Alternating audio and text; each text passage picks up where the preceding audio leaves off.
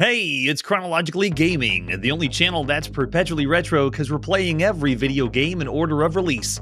Oh, you're still here.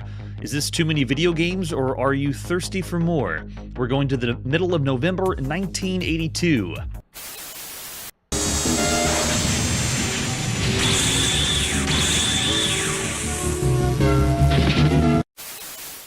And we were last getting high on Microsoft Flight Simulator, the very first Microsoft Flight Simulator. Let's see what our next game is.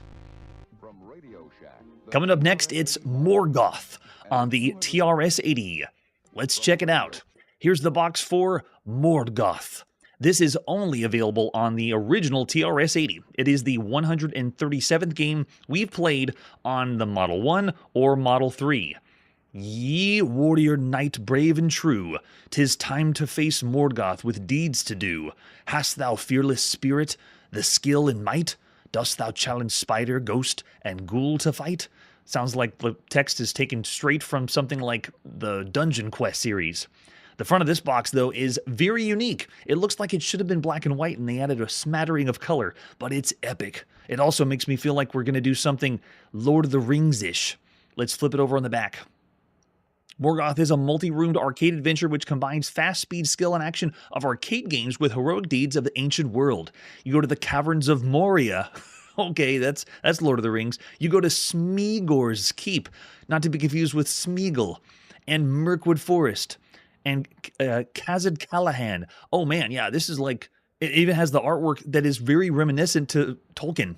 So yeah, bring it on. Let's see this. Yes, instead of ghoul, it's gold. Yes, I guess so. What else do we have for Morgoth? Besides the box, we have an example of the screenshot, and that's it. We do have the manual. Tell us how to play Morgoth. The challenge is recover the lost treasures of Kalad, slay monsters, and escape the realm of Thrandabar? Some of this they're making up, but some of this may have been from Lord of the Rings or the Silmarillion. The Legend of Kalad. We have lore. Yes, I love it.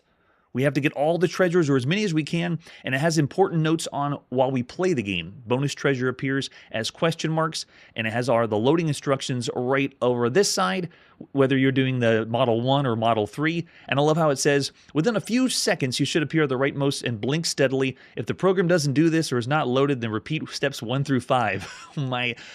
Just imagine, we're doing this show in chronological order, we're playing all these games, but you don't understand how bad load times and all these video games were really to get to go back then. So I'm not giving you the true experience of what it was to play the game because there was a lot of heartache too. So the mission objective is kill monsters, collect treasures for points, avoid being caught by Morgoth. And their controls are just move around with the arrow keys. We got 8 and 9 to abort the game, hold down the space bar and fire, left and right only. And that's it. That's all we got. Yes, we have lore, finally. Everyone's been waiting for that. Let's pop into play some Morgoth. This is developed by Cosmic Software, published by Malabar Trading. It is November 15th, 1982. And we know how to load this. Morgoth. Oh, Morgoth. I want not just a little goth, I want Morgoth. It's the very first game we've seen by Malabar Trading, and it is the second game we've seen by Cosmic Software. Stellar Warp was another one they did too. It's loading in now. We can do hero scores. Oh, cool. They even had a mini high score. Excellent effect, though. I haven't seen that with the text of Morgoth. All right, pressing enter to start. Get ready to begin player 1. And we're in. Oh, man, even my character looks very similar to the original Dungeon Quest series. So I'm able to move around freely. Scrolling is free as well to move around. Let me practice my shot. Do I have a number? I got a little arrow key to shoot. Okay, cool. All right, we got some enemies coming at us over on that side. That looks like the Morgoth. My shot, though, only goes right to left, so I'm getting vibes of Tutankhamun that we saw in the arcades. I can't fire up and down, I can only fire left and right, and that's all. Can we get through these enemies? Oh, come on, get out of the way. The enemies, though, they're all over. Oop, and we already died that fast. Okay, so we can pick up hashtags for gold and treasure. Now all the enemies are gone. The audio sounds like the game is incessantly in an error loop right now, but that's it. That's how the game is. Doesn't look like I have any ammo to speak of. So this is really a juxtaposition of a game. In one sense, I feel like I'm playing something that's a sprawling adventure where we're going to be picking up items, getting keys, and doing like a dungeon crawl. But oh wait, what happened? Was that Morgoth? I just died really, really fast. No, really? Oh, okay, there you go. Thanks so much. I'm glad that the original Curtis is not flickering as much as this one. Yeah, so I kind of feel like this should be more of a bigger game than what I'm experiencing here. But what you're seeing here is it. This is the game. Yes, the lights really go out when you die. You can't go into the light because there are no lights. For some reason, my arrows don't seem to make connection. It's like some of the enemies... Whoa, you die so fast. Whoa, I can move... What in the world? I have freedom to move diagonally? And you move really fast when you move up and down. But I'm surprised. I felt like I was only able to do this like a tile-based kind of thing. But that's all I have as far as my attack. All I can do is fire my weak little arrow. And it looks like I have... Can I go up here? Yeah, there we go. Okay, let's get some treasure on this side. Oh, what is that? Is that the Morgoth? Oh gosh. It's massive. No, run. Let's see if we can get away from it. There we go. All right, we got something up here. Excellent. And just, you're trying to collect and survive as long as you can. Another thing that makes me feel like is this should be a roguelike, but it's not. It's not a roguelike. It is not random. We have the trees coming at us. All right, let's go. I think this is the next area. Yeah. We're just meant to survive as long as we can. And I guess in a sense you could say it's permadeath, but not really, because there's not like we're collecting a bunch of items. All right, so we got monster slain equals 100. Oh, wait, now we're in a new area? Okay, yeah, it's a different cavern than we had before, I think.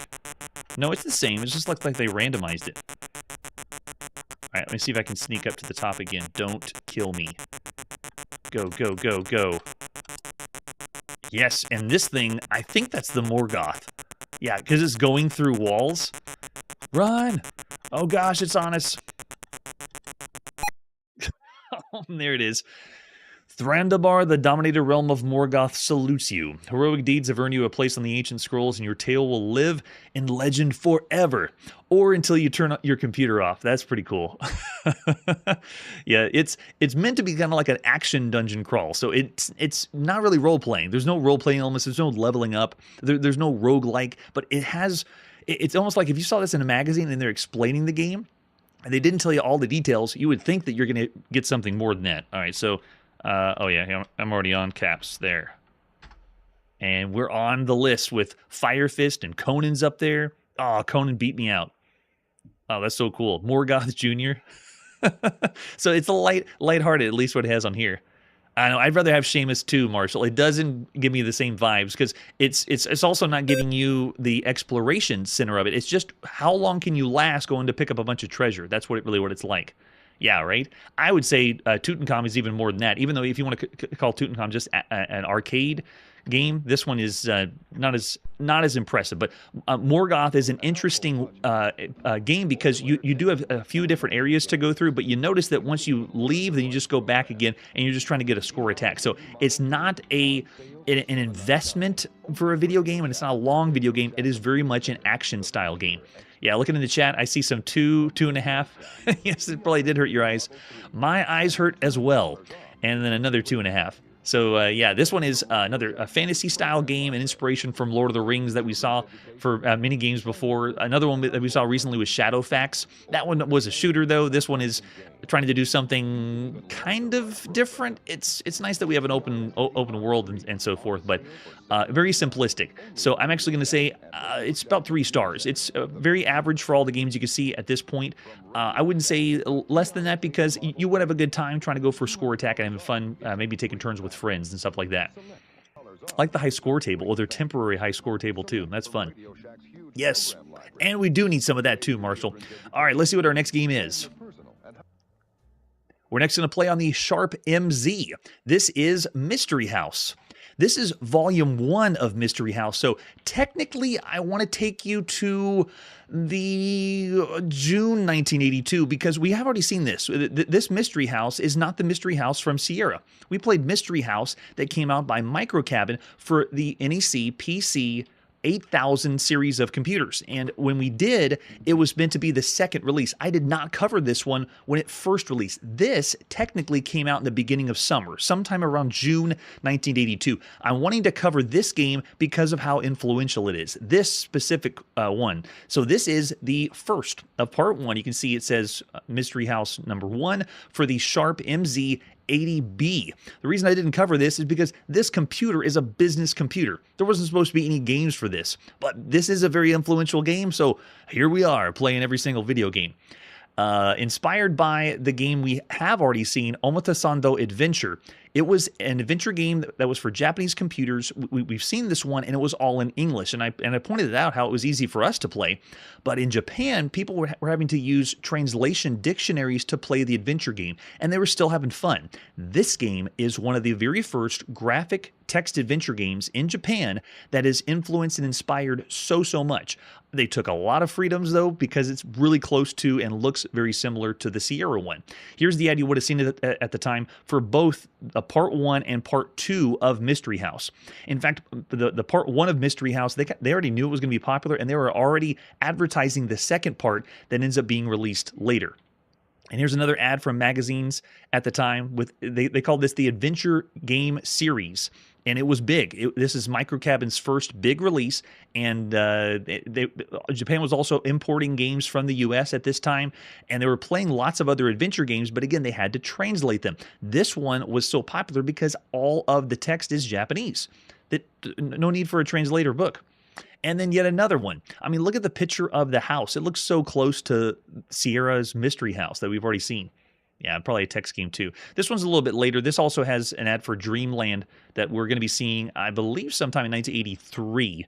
So this is, I'm wanting to hit on this series, Mystery House, not the Sierra one, but the Microcabin one, because of how many games are going to want to do this in Japan. It all starts here. This is the machine we're working on, at least this first version of the game, the MZ-80B. Man, I didn't think I was going to play any games or see any games on this because it's a business computer. But then again, you could say the same for the IBM, PC. But anyway, so this is the very first Mystery House. Let's go.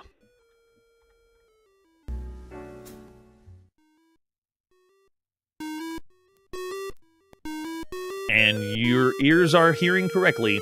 That is the Pink Panther theme. Hopefully I don't get striked for playing this part. And yeah, we're just going to go into the game as it is right now. So this is done by Microcabin Corp. This is our 14th game we've seen on the Sharp MZ line of home computers. This was done originally by Tsukasa Moritani, who, from my understanding, is a dentist. And the owner, or the main person who started Microcabin, was Naoto Oyachi. And I found all this out from a great video that I'm going to post down below from Bowl of Lentils of the history of this game and what this is. And you're going to get lots of nods to adventure games. I mean, look at this. Look how the game starts. And as the text parser, you move around the world. And when you want to do something, we kind of saw this too when we played the version on the NEC PC 8000 series. You type the verb and then you type the noun, or type the verb then hit enter, and then type the noun and hit enter. So you have to take open, then enter, and then rack, and then enter, and then it opens the rack like that. And then when you want to search inside, you search and you have to hit enter, and then you hit rack and hit enter. So it is, again, nice for us because we can still type in in English, but the game is being displayed in Japanese. Yeah. Yes, they did. Oh man. So this game is really big because the adventure genre is what inspired lots and lots of developers to want to make video games. And some of those Japanese developers ended up starting development because they just had fun with this adventure game. So we wouldn't have Japanese developers making the games we love in Japan. And I'm looking at people like Yuji Horii, who invented the Dragon Quest series that we'll see later, or the company Nihon Falcom that got their idea and start of wanting to being kickstarted by this game. That's how big this is. It made I believe 50,000 copies sold or something around there for Japan, and that's crazy for a computer game, especially for a business computer like this one.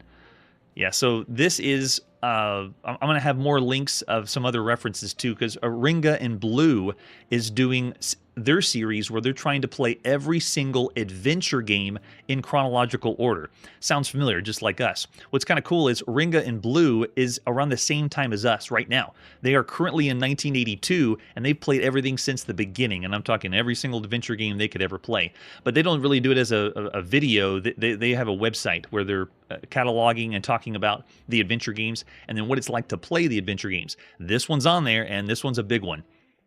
Oh, that's true. I bet they are, Curtis. So it's a lot of fun that we were able to check this out. This one is the version we're seeing that you could ever see first. This is the very first time you could ever play Mystery House, the Volume 1. And we already saw it on the NEC series of computers. We're going to see this later on the Fujitsu FM-7. We're going to see it later on the Hitachi S1, on MSX, on the PC 6000 series by NEC, and the PC 98 series. So all that and more on Chronologically Gaming. So I think we'll go ahead and call it quits there. So there you go. That's the quick taste of what it was like to play the very first adventure game. Now, I'll admit, when we played this and we checked this out the first time on, or when we saw it on the NEC PC 8000 series, I said of all the games you could play across all home computers, I said about 3 stars. That technically was the second port of it. But for this one, knowing what influence this game has, I'm actually going to go up even higher than that. Yeah, Brad, I was with you too. I was thinking of all the games you could play 3 stars, but for this first original one and the amount of eyeballs that saw this in Japan and how it influenced them to be game creators, I'm going to go 4 for just this first version, the Volume 1 version of it. All right, there you go. That's Mystery House. Not the one you were expecting, a different Mystery House. Let's go to our next game. Fast forward just a few months after that, this is Mystery House Volume 2. This one was released, the first version, originally sometime at the end of summer, probably around August 1982. So again, we are fudging the numbers tonight just because I want to cover all our bases before we go anywhere else. So let's check out Mystery House Volume 2. This one is available originally for the MZ-80B home computer, and you can see what they did here. This front of the box is just pretty much the similar artwork, but they just added Volume 2 to the front, at least for this first one. So this is our 15th game we've seen on the Sharp MZ line of computers, and it was also available for the MZ-2000.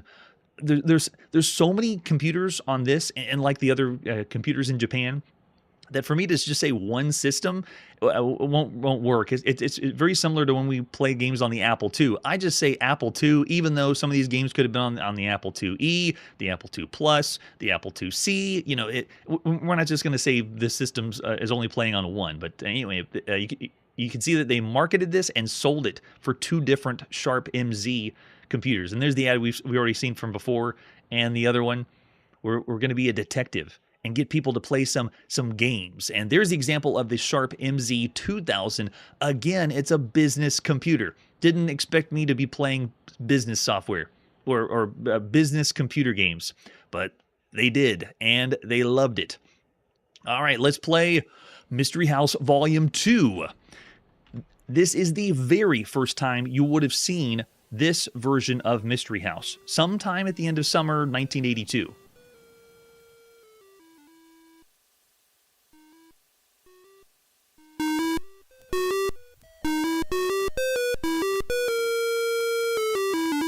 And there it is again.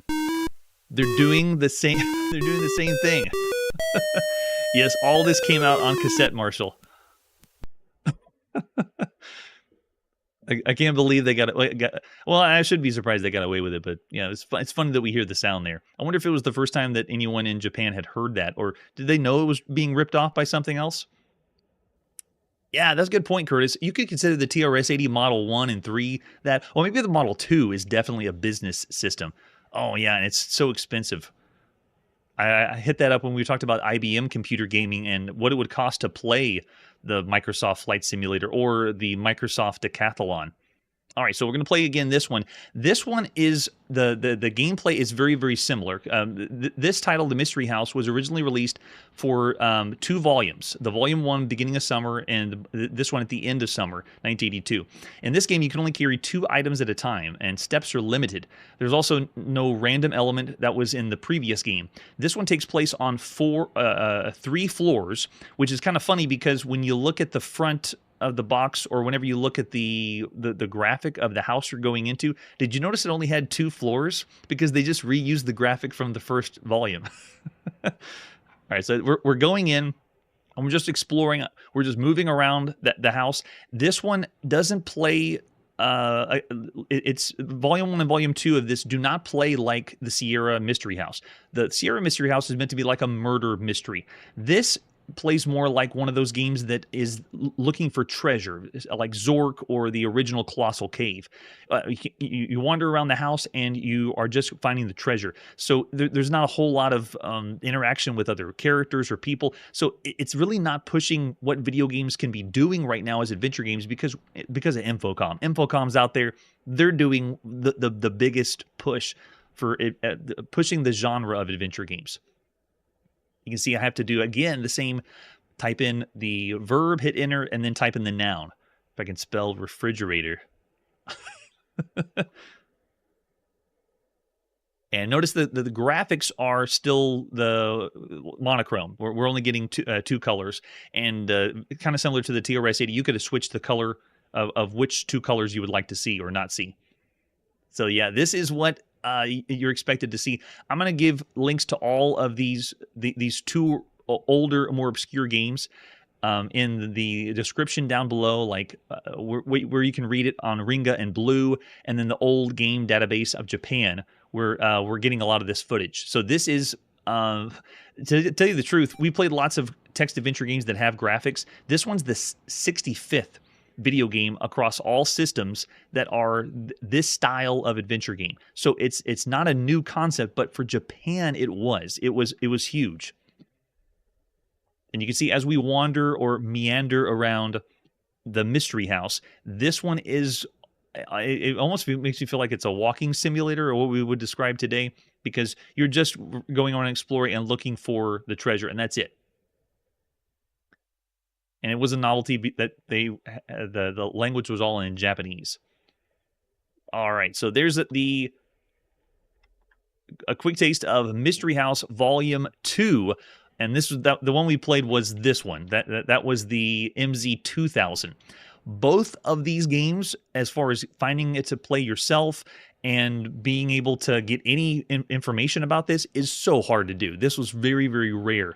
I would say for this one, of all the games you could play up to this point, I would say this is still around 3 stars. If you think of all the games you could play up to this point, not as influential, but still, this and the first volume did influence lots of developers to make video games, and I salute you, Mystery House. But there's other adventure games that we played that are more amazing than that. All right, after that, let's go to our next game. This takes us to the present time, in the middle of November 1982. This is Mystery House 2. The next port that we're going to be seeing is on this, the NEC PC 8000 series of computers. I lump in the 8000 series and the 8800 series because it's just, there's just so many lines of the computers. Just put them all together. So this one, all I have is a brief description of the front of the box, and then the ads we saw in Japanese magazines.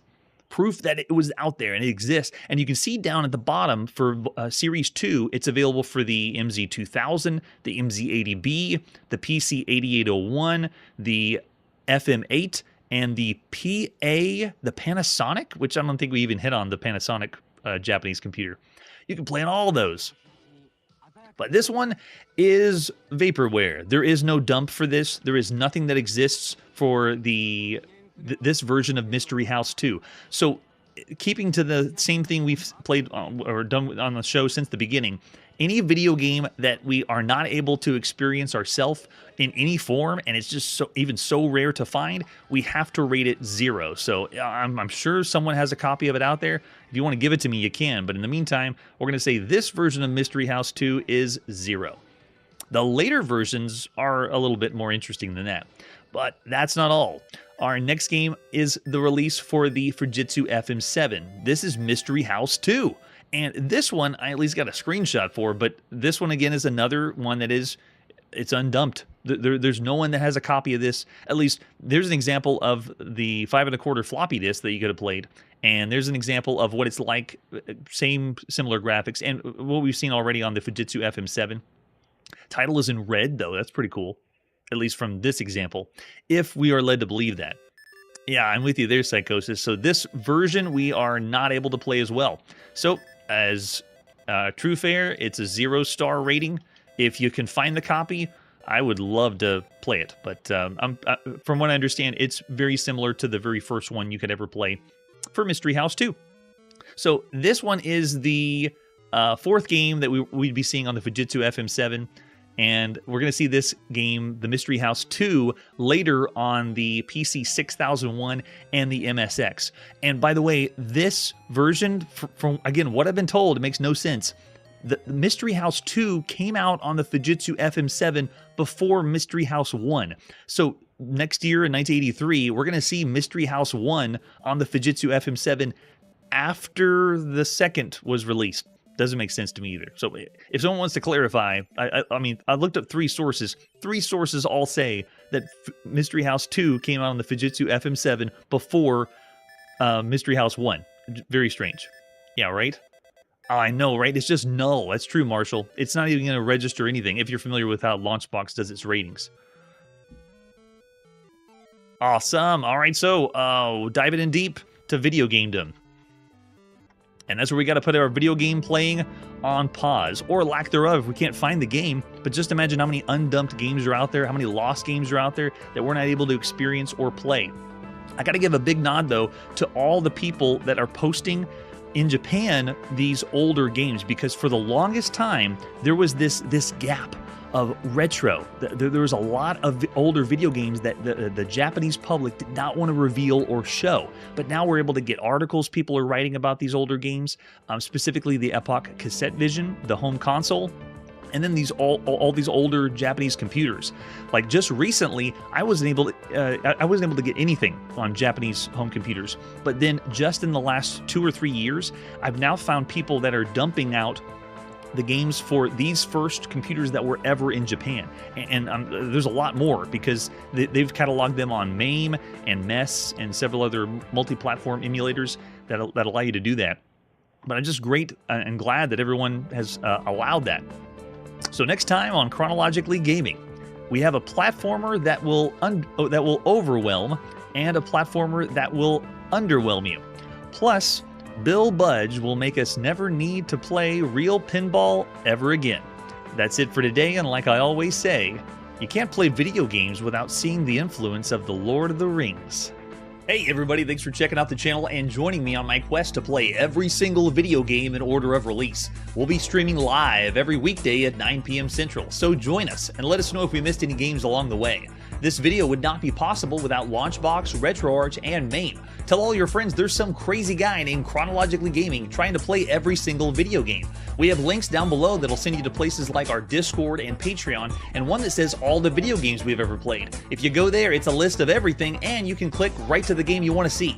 Chronologically Gaming is the name to look for. We are perpetually retro, and we will catch you next time.